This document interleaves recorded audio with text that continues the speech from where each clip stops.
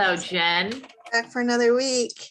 Another week. We're doing something today, which is more on a more personal level. Yeah, and I'm gonna let you start because you explain it so well, and then I'll chime in as we go. Okay. But basically, the broad topic is what we understand, or what brought us to, or what brings us to even working with mediumship. Right. What opened us up to, what was our aha moment? Knowing that our mediumship was real. And, with myself, there was a very, there was a collection of different things that had happened, and some of the things I will get into. The one thing that really kind of snapped me into it was one day I was watching Oprah, and I tuned in because I saw that Sharon Stone was on it, and Sharon Stone had an aneurysm. My own mother had an aneurysm, so I was interested in listening to what she had to say. So what she had talked about is that she did pass, she did cross over. The length of time, I'm not really sure. But what she said is, it's just right there. That's what she said. And she used those hand gestures. It's just right there. And when she said that, it was just like, yes, it was just like a validation of everything that I known or felt or sensed. So, but some of the other things that had happened to me, it started one time. It's funny because you hear all these people say, "Oh, I've been talking to spirit all my life. My grandmother came out of the closet. My uncle was underneath the bed. I saw shadow people. I saw this. I would talk to people in the garden. Angels would come to me. I would talk to the fairies." I'm not making fun of anybody that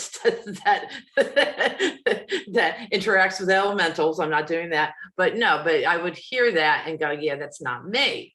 Mm-hmm. Those are experiences I did not have.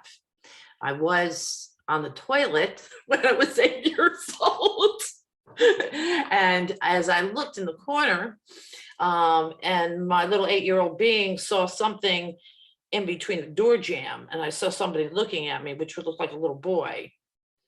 And I screamed, and my mother came in and she said, "What's wrong?" I said, "There's a little boy right there." We lived in a small house and we're upstairs. So, she's like, "There's nobody here." And I said, "I saw a little boy right there in the door jamb." And she said, "Okay, well, don't tell anybody. And it's probably just your imagination." I'm like, "It's not my imagination." So we're going back and forth. She goes, "Okay, I believe you. Just go. Just don't worry about it anymore." So that was one of my experiences. And then as I was a teenager, I was having premonitions. And but you kind of just flake it off. You just kind of go, well, maybe not. But also I was having dreams of people that were coming to me that had passed, that I didn't know passed. So it was like maybe uncle had passed during the night or during that day, and it'd come to me in a dream. And then I would find out the next day that they died. So things like that were happening, and things were kind of accumulating, but it's still, again, not exposing myself to this. I'm not talking about it with anybody. I'm just feeling, sensing, knowing things that are happening and thinking, boy, isn't this really cool? And that's about it. Never thinking that I would ever be a medium, not even knowing at the age of 17, 18, 19 what a medium was. It wasn't until later on, maybe in my 20s, that I understood what it was. So yeah. So I don't want to talk all about me. I have other experiences, but so what? Now I'll jump in there. Well, I have to concur with, I didn't have any vocabulary for mediumship, or the word or anything. But in retrospect, there's always been some kind of connection to other. But I don't know that any of mine were specifically with a specific communicator or seeing that, or, it was like what you said, having premonitions or knowing. I knew a lot of things. I just kind of figured everybody did until I got a little older. And then people would come to me to ask things, or people around me seemed to always understand there was something going on more than I did. Yeah. Especially, growing up, I was in different prayer groups, or, my background was growing up with a Roman Catholic background. Hmm. So, and for whatever reason, I was around people that weren't super dogmatic, but were more spiritual in that aspect. So that was a blessing for me, because when I would ask questions in like the Sunday school setting, I don't even remember his name, but he would give me books like The Cloud of Unknowing and Thomas Merton, which is a totally different track than like the traditional Sunday mass teachings. It's the more esoteric end of it, the more, everything is one, and we can access that understanding. So, I mean, I've always had that, but it wasn't until, and then 2004-ish, I started being involved with Qigong, and more the vocabulary of energy and energy healing, more than spiritual healing that was offered in the Christian setting.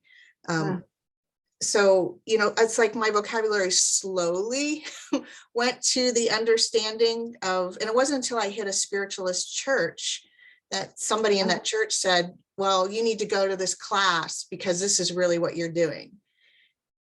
And it wasn't until then that I had that kind of vocabulary framework for things that I was kind of already doing anyway, and didn't understand, if that makes any sense. Didn't have that vocabulary for it. It was kind of like, oh yeah, I can pray for you and things happen, or I know that we should do this now because this is going to happen. And but not knowing that there is a whole community that thrives on that kind of information and that kind of experience. Oh yeah. So yeah, there's a whole different world out there that I didn't even know about. But I remember, I'll tell you a few of my experiences that kind of led up to that. Aha, oh my gosh, like I got to do something about it. But anyhow, it was back probably in the 80s, and I moved into a house we were renting, me and my ex-husband. And it was a friend of mine, her parents lived there and her father died there. And little did I know, it was an upstairs too. And there was a priest that lived there too, but he had passed away. I didn't know that at that time. And actually, my friend Mimi didn't know about it either until I told her about that. That's what her mother had told me. But anyhow, make the long story short, I had a lot of funky experiences, like a lot of bumps in the night kind of thing. Not literally bumps in the night, but just the booster seat flying across the room. I was like, what is that? And it was just crazy stuff. Looking at the coats, and all of a sudden they're falling down. And, but everything is on one track. So it wasn't the nail that came down, the coats came down, things like that. And there were so many other things that I was like, I finally called her up after a year and said, okay, what's going on with this house? And she's like, oh, that's Tony. So I know who Tony was. So I was like, oh, okay. So that kind of got me into, all right, but I never felt scared about it. Like I never felt scared about what was going on, never frightened me whatsoever. I remember one time something had happened and I said to my ex-husband, you got to call the police. You got to call the police because somebody, blah, blah, blah, blah, blah, blah. And he says, what are we going to tell them? We have a ghost? Like, what are we going to tell them? It's clearly not a robber, Kim. It's clearly this. And I was like, yeah. And then that's when I had called my landlord, and I talked to my landlord. We moved into another house, and the woman died in the house as well. Oh my God.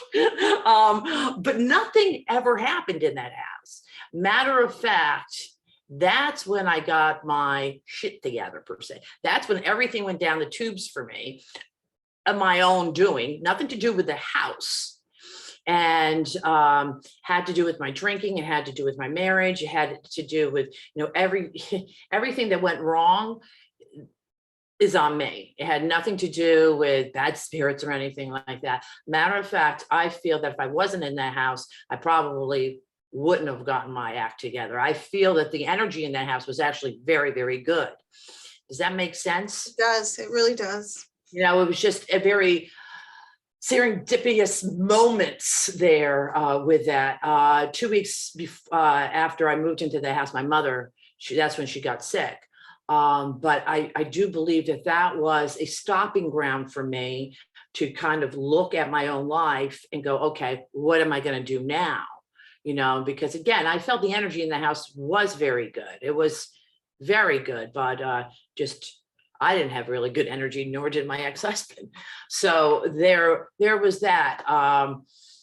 But with that being said, after I moved out and got divorced, and me and Tom got together, blah, blah, blah, blah, blah. I was in the middle of, this was after the Sharon Stone incident. And this was the real, oh my God. So I'm sitting there in an AA meeting, and people are talking about really intimate stuff. So I'm into it, and I'm just like, okay, I'm listening and I'm listening. I'm grabbing onto. And at this particular time, I probably had 3 or 4 years of sobriety, maybe a little bit longer, but I'm still paying attention. And all of a sudden I smell flowers, very strong. And I look and there's no flowers around. And all of a sudden in my mind's eye, I see my mother laying in the hospital bed. Now I can smell the hospital room. And I can feel her. I can see her in my mind. I can feel the whole scenario. I look at my arms. The hairs on my arms are standing straight up. I'm like, I don't know what's happening here. What is happening here? And so I was like, oh my God. And I'm thinking, did she just come to me? And so actually, I got up. This is after the meeting. I go and I have a cup of coffee or cleaning out the pots, and somebody, swear to God, somebody goes, Kim, what's wrong with you? You look like you saw a ghost. And I said, well, matter of fact, my mother just came to me. And they said, well, isn't your mother passed? And I said, yeah. Are you drinking again? No. And they're like, okay, that kind of thing. And so I go home that night. My mother-in-law passed the next day. So it was almost like my mother came to me, said, I got her. She's in good hands. I'm going to finally meet Joni. So after all that, I went, okay, this is how it works. It works in your head, Mm-hmm. It works in your thought process. Yeah. Because it wasn't something that was real, like all of a sudden I saw my mother in the bed. It was all in my head, but it was so I could sense it, feel it, see it in my head. It was probably the clearest I ever saw, but But it was a personal experience. I mean, you're around a lot of other people that did not see the same thing. No. But then I knew that that's where it kind of catapulted me to a different level, where I said, now I have to try this stuff out. Now I have to try it out. I had that experience. I don't want to bring up 9/11, but, because everybody had experiences 9/11, but I had the same job. I had a cleaning business. I had the same job for 5 or 6 years, every Tuesday, going back and forth, knew exactly where it was. And I didn't think about it until maybe a month later after 9/11, that Tuesday, right before the planes hit. It was right before the planes hit. I started going around in circles.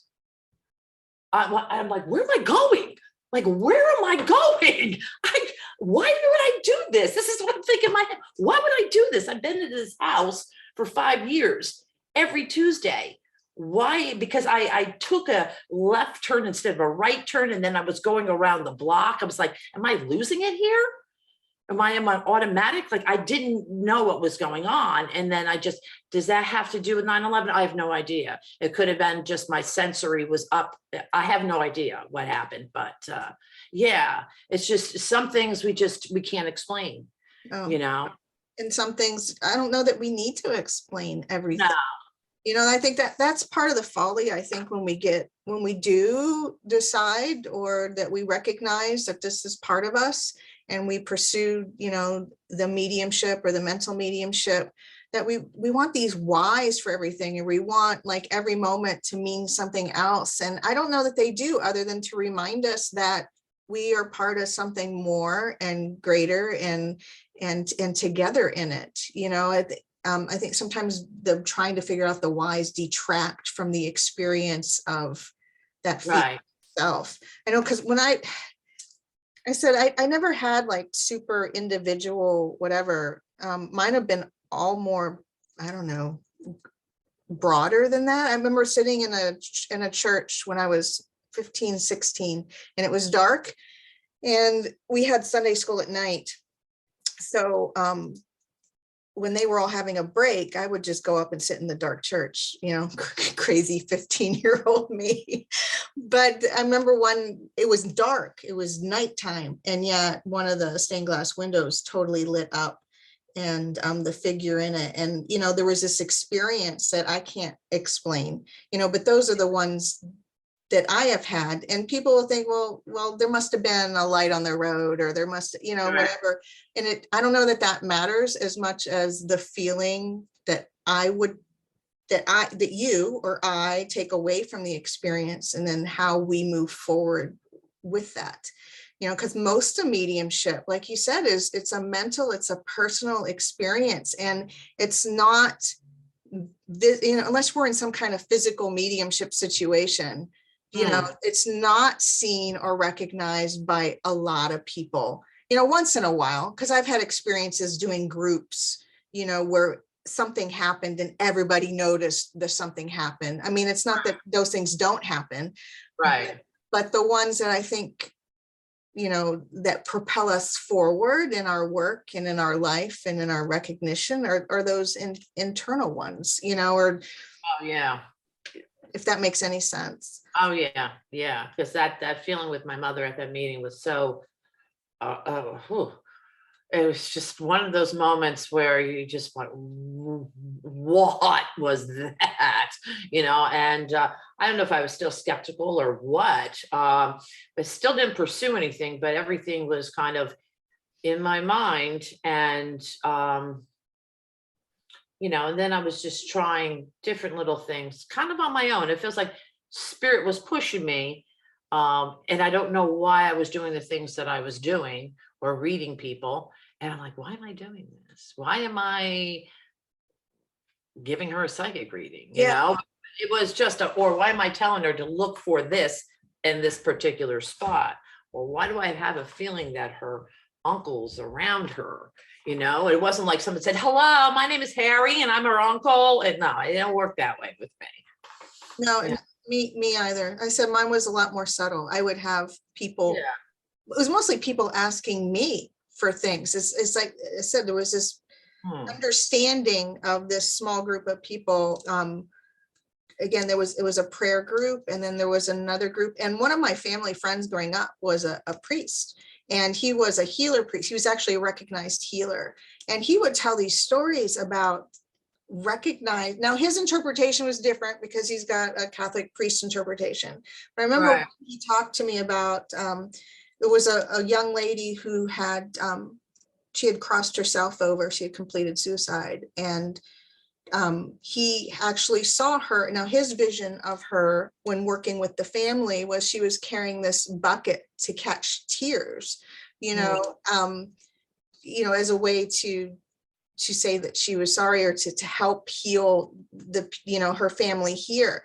Now his Right. interpretation of that was different than what I have now, because for Catholics there's this idea of like this middle ground where you got to atone, was it for purgatory or something?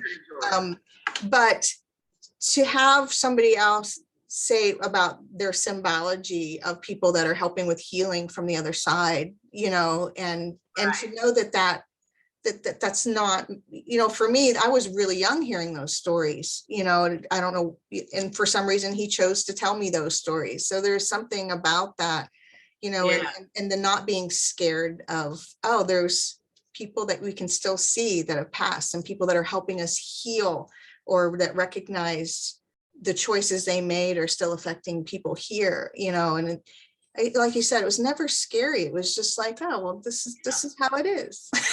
This is how it is. And I will say, you know, I got into Reiki. Actually, I did Reiki on a regular basis with people until I moved down to North Carolina because I had a table and whatnot. And then we threw away the table because the table was broken. But anyhow, yeah. But the energy there really, it was another form of me to catapult, Yeah. you know. It was that getting into somebody's energy. I'll never forget. My family did not know that I was a medium at that particular time. I just told them that I did Reiki. I was doing both, you know. But anyhow, so my brother says to me, do that rake thing. Do that rake thing on my neck. You know, I said Reiki, and he goes, yeah, do that thing. And I said, okay, I'll do that thing. So, so I'm doing Reiki, and I'm giving him energy, feeling the energy, doing this, doing that, doing on his neck, and I'm doing it on his shoulder because he's a bad shoulder, you know. And all of a sudden, my hand's getting extremely, extremely hot, really hot, and vibrating. And he even said, and this is at the time, a 60-year-old guy that was like, I don't believe in this shit, but whatever, you know, I'll give it a shot, you know. So he's like, what the hell do you have on your hands? And I said, nothing. And he goes, what's going on with your hands? I said, there's nothing going on with my hands. I said, why? What are you feeling? He goes, it's very hot. And I feel like a stinging or like almost like a vibration. And I said, that's just the hands. And he was like, wow, this is freaking me out. It feels good though, but it's freaking me out a little bit. I said, all right, I'll stop. And so my niece says to me, what do you think that is? Why do you think that is? I said, I have no idea. It could mean he needs more healing, or it could just mean that we have this connection because we're brother and sister. That's what I felt it was, because every time I did, you know, somebody, like if I did my children, I would just feel that heat and that vibration, just like my brother. I said, it could mean that, you know. I asked my Reiki master, I called her up on the way home, and she said, oh, he's just got a lot of shit. I'm like, no, not really, you know. So I didn't really buy into that. No, I think you're right. I mean, it's the way that we connect with that energy in that moment and the people that we're with. It's no different than doing, you know, the mediumship. Each time, right, and each way the energy moves and each way we recognize the energy is different. And if you're recognizing that all the time with the people that are closest to you, well, then that's a valid assumption, you know. Yeah. I think sometimes we get so in our head with what things are or aren't, and we try to put so many parameters around it, or we try to, you know, make things that they aren't. And yeah, it's just, you know, sometimes you just need to go with it and be grateful for the experience and let the experience expand our own understanding and our own connection, because that's how we do better work for other people, is allowing that for ourselves. Yeah. And there you go. And there's another thing, but I won't talk about that now. We'll save it For another day. Save it for next time. If anybody has anything they'd like us to tackle or talk about, please send us a message. And thank you for being here.